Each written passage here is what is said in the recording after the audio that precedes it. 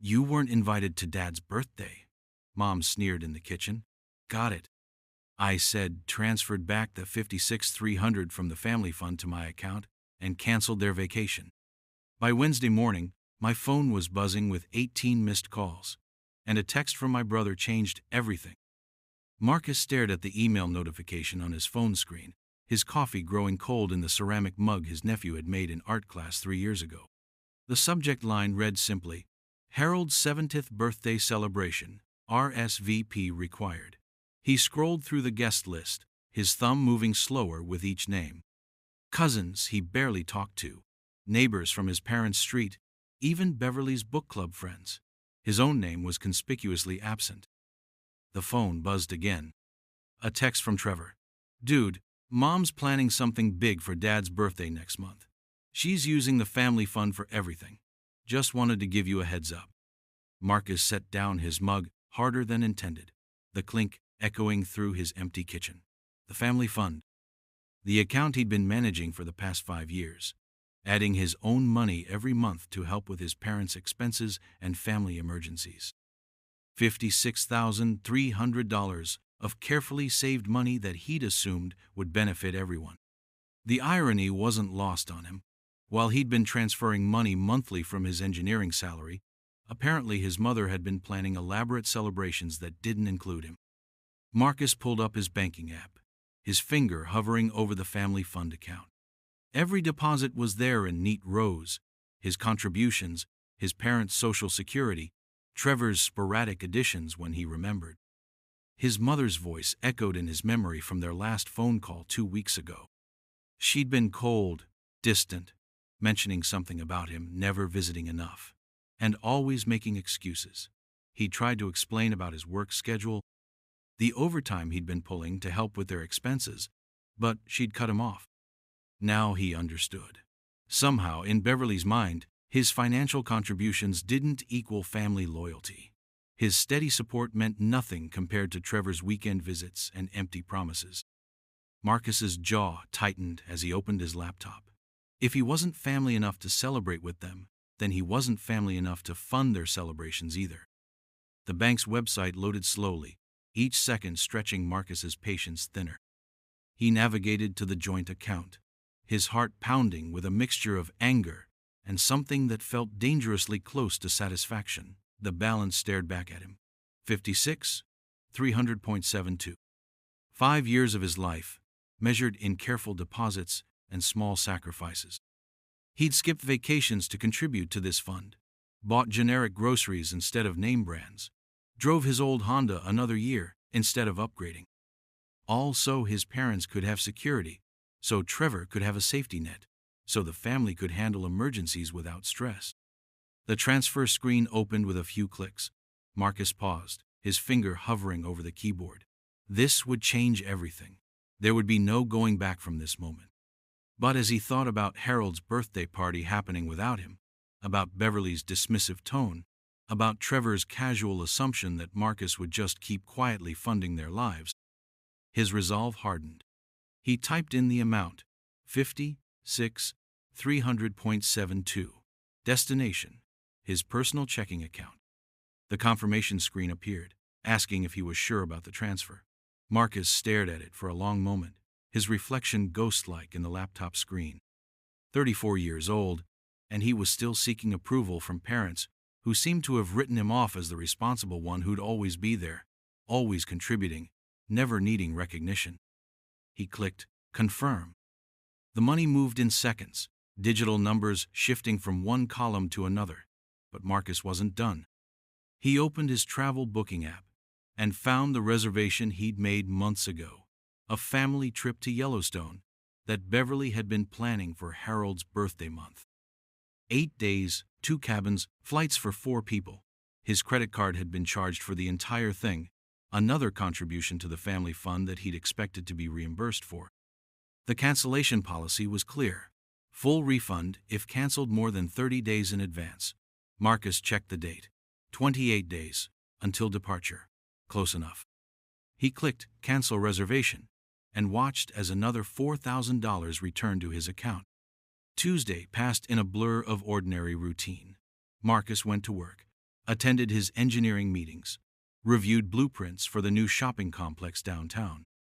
His colleagues noticed nothing different about him, but inside, he felt like he was walking through a storm. Every few hours, he'd check his phone, expecting angry messages that never came. It struck him as odd that Beverly hadn't noticed the missing money yet.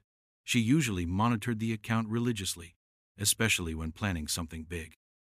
Maybe she'd been too busy with party arrangements to check, or maybe she'd assumed the money would just always be there, like his support had always been.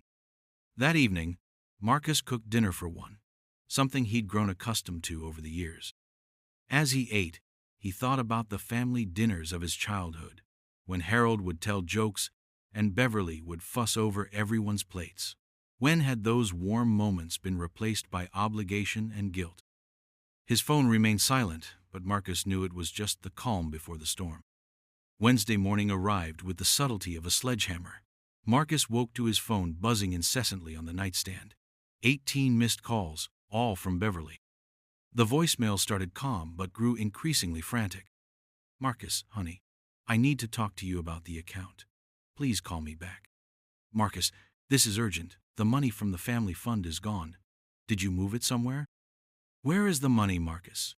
Harold's party is in 3 weeks and I can't pay the caterer." The last voicemail was pure Beverly fury.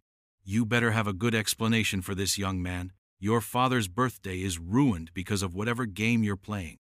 Marcus sat on the edge of his bed, listening to his mother's voice evolve from concern to rage. Part of him felt guilty. Another part felt vindicated. But mostly, he felt tired. Tired of being the responsible one, the reliable one, the one who cleaned up everyone else's messes while being blamed for creating them. A text from Trevor appeared while Marcus was getting dressed for work. "Bro, Mom is losing her mind. She's crying and Harold doesn't understand what's happening. The party venue wants their deposit by Friday, or they're giving the space to someone else. What did you do?" Marcus stared at the message, his tie half knotted around his neck. What did he do? He'd simply taken back money that was rightfully his. Money he'd earned and saved and contributed while being treated like a stranger at his own family's gatherings. Another text: "She's talking about calling the police. Says someone hacked the account. I told her it had to be you, but she won't listen. Can you please just call her?" The police? Marcus almost laughed. Beverly was going to report her own son for theft of his own money. The irony was perfect, in a twisted way. He'd been contributing to this account for years, and now she wanted to have him arrested for accessing it. He finished knotting his tie and headed to work, leaving his phone on the kitchen counter. Let Beverly call the police. Let her explain to them how her son had stolen his own money. Marcus left work early, claiming a headache that wasn't entirely false. The drive home through Toledo's familiar streets felt different somehow, as if he were seeing his neighborhood through new eyes. The house where he'd grown up was only 10 minutes away, but it felt like a different world now. He pulled into his driveway and sat in his car for several minutes, engine ticking as it cooled. His phone showed 23 missed calls now. Beverly wasn't giving up, and Trevor's texts were becoming more desperate. The latest one read, "Dad knows something's wrong. He keeps asking Mom why she's crying. Please, Marcus, just talk to her." That message hit differently. Harold didn't deserve to be caught in the middle of this. He'd always been the peacemaker, the one who tried to keep everyone happy. Marcus could picture him now, confused and worried, not understanding why his birthday celebration was falling apart. Marcus finally picked up his phone and scrolled through Beverly's voicemails. The progression told a story: confusion, anger, panic, and finally, something that sounded almost like defeat. The final voicemail from Beverly was different from the others. Her voice was quieter, strained. "Marcus, I don't understand what's happening. I know you're angry about something, but your father doesn't deserve this. He's been so excited about his party. He's been showing everyone the guest list, talking about how nice it'll be to have the whole family together. Please, just call me back. We can fix this." Marcus set the phone down on his kitchen counter and stared at it. The whole family together. But he hadn't been invited. How could Beverly talk about the whole family when she deliberately excluded him? His laptop was still open from yesterday. The banking website logged out but easily accessible. He could reverse the transfer right now. Put the money back. Pretend this never happened. Go back to being the reliable son who contributed without question and attended family events as an afterthought. But something held him back. A stubborn streak he'd inherited from Harold, maybe. Or just the realization that if he gave in now, nothing would change. He'd still be the invisible family member, the one who paid for everything but wasn't considered worth celebrating with. Thursday morning brought an unexpected visitor. Marcus was preparing his coffee when he heard a car door slam in his driveway. Through the kitchen window, he saw Trevor walking toward his front door, shoulders hunched against the Ohio wind. The doorbell rang twice before Marcus answered. Trevor stood on the porch, looking haggard and uncomfortable. His younger brother had always been the charming one, the one who could talk his way out of trouble and into opportunities. But today, he looked defeated. "We need to talk," Trevor said, not waiting for an invitation before stepping inside. They sat at Marcus's kitchen table, the same table where they'd done homework as kids when their parents were at work. Trevor ran his hands through his hair, a gesture Marcus recognized from their childhood, whenever Trevor was about to confess to breaking something. "She's not sleeping," Trevor said finally. "Mom's been up for 2 nights straight, trying to figure out how to save Dad's party. She's called every relative we have, asking for money. Uncle Robert hung up on her. Aunt Susan told her she should have planned better. There's something else," Trevor said, his voice hesitant. "I found out why you weren't invited to the party." Marcus's coffee mug stopped halfway to his lips. "What do you mean?" "Mom, she's been angry at you for months. She thinks you've been avoiding family gatherings on purpose. She mentioned that cousin Emma's wedding last summer. When you couldn't make it because of that emergency project at work, she thought you were lying. She told Aunt Susan that you'd rather work than spend time with family." The words hit Marcus like cold water. "I worked 16-hour days for 2 weeks straight on that project. I had to miss the wedding because the deadline moved up by a month. I explained that to her." "I know, but Mom took it personally.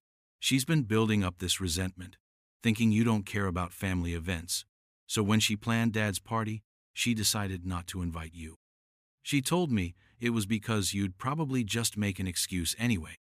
Marcus stared at his brother, pieces of the puzzle finally clicking into place. Beverly's coldness on recent phone calls, her dismissive comments about his work schedule, her assumption that he didn't care about family. She'd been nursing hurt feelings for months, creating a narrative where Marcus was the villain. "The thing is," Trevor continued, "I think she knows she messed up. When she was going through the account yesterday, she found all your monthly deposits. She'd been so focused on the big balance that she never really looked at where the money came from. She saw that you've been contributing $800 a month for the past 5 years. $800, Marcus. That's more than Mom and Dad's combined Social Security contribution to the account." Marcus set down his coffee mug, his hand shaking slightly. "She never said anything about my contributions. Because she didn't realize how much you were putting in. She thought everyone was contributing equally. But when she saw the deposit history," Trevor trailed off, shaking his head, "she broke down, started crying in the middle of the bank. The teller had to get her a box of tissues." The satisfaction Marcus had felt about his financial revelation was tempered by the image of his mother crying in a bank. Beverly was proud, stubborn, and often wrong, but she wasn't malicious. She'd made assumptions and built walls based on misunderstandings, just like he had.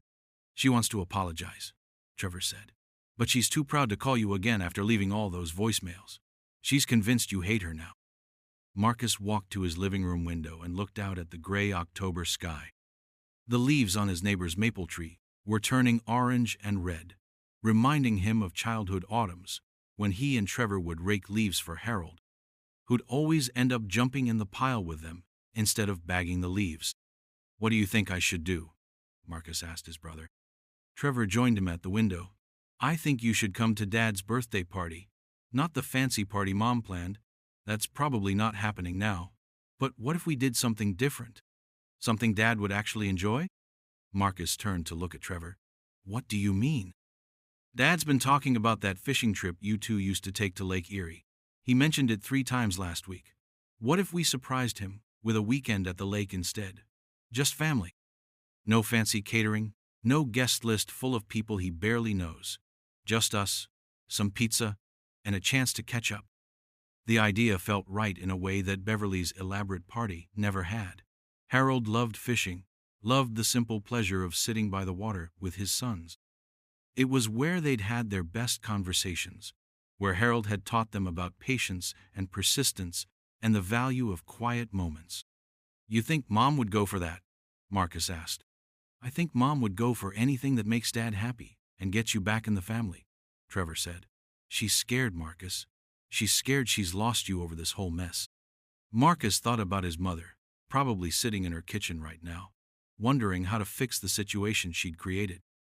Beverly had always been a fixer, someone who tried to control outcomes to ensure everyone's happiness. The irony was that her efforts to create the perfect celebration had nearly destroyed it. "I'll put the money back in the account," Marcus said finally, "but I want to talk to her first, face to face. We need to clear the air about a lot of things." Trevor nodded, relief visible in his shoulders. "She'll be so glad to hear from you. Should I tell her you're coming over?" "No. I think this conversation needs to happen without preparation, without her having time to build up defenses or plan what to say." Marcus looked at his watch. 3:30 on a Thursday afternoon. Beverly would be home, probably trying to figure out how to salvage Harold's birthday. Harold would be at the hardware store until 5, giving Marcus and his mother time to talk privately. "Give me an hour," Marcus told Trevor. "Then you can head over to their house. I want to talk to Mom alone first." The drive to his parents' house felt like traveling through time. Marcus passed the elementary school, where he and Trevor had learned to ride bikes in the parking lot on weekends. The corner store, where Harold had bought them candy after successful fishing trips. The park where Beverly had pushed them on swings while worrying about scraped knees and stranger danger. Their neighborhood looked smaller than he remembered, the houses closer together, the yards more modest. The blue colonial where he'd grown up needed new gutters and fresh paint, but the garden still showed Beverly's careful attention. Mums in autumn colors lined the walkway, and the maple tree Harold had planted when Marcus was born now towered over the house. Marcus sat in his car for a moment before walking to the front door. He still had his key, but this felt like a moment that required knocking. Beverly answered quickly, as if she'd been watching from the window. Her eyes were red-rimmed, her usually perfect hair disheveled. "Marcus," she said, her voice barely above a whisper. "Hi, Mom. Can we talk?" She stepped aside to let him in, and he noticed how the house smelled exactly the same as always: coffee, vanilla candles, and something indefinably maternal that he'd never been able to identify. They sat in the living room where Marcus had opened Christmas presents and done homework and played board games during Ohio's long winters. Beverly perched on the edge of the couch, her hands folded in her lap like a child waiting for punishment. "I know about the party," Marcus said gently. "Trevor told me I wasn't invited." Beverly's face crumpled. "I was hurt. I thought you didn't care about family anymore. You missed Emma's wedding, and you never call unless I call first. And when you do visit, you always seem like you're in a hurry to leave." "Mom, I work 60 hours a week. The wedding was during a critical project deadline.